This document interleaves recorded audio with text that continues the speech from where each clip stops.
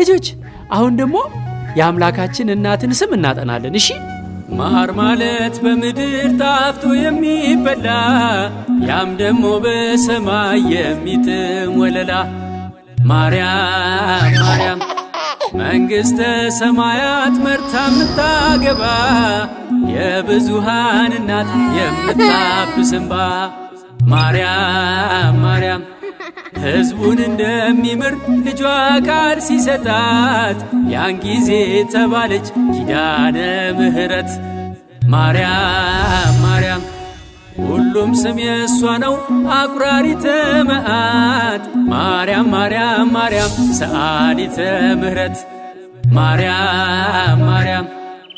ማርያም ድንግል ማርያም ድንግል ኃጢአትን ሁሉ ይቅር የምታስብል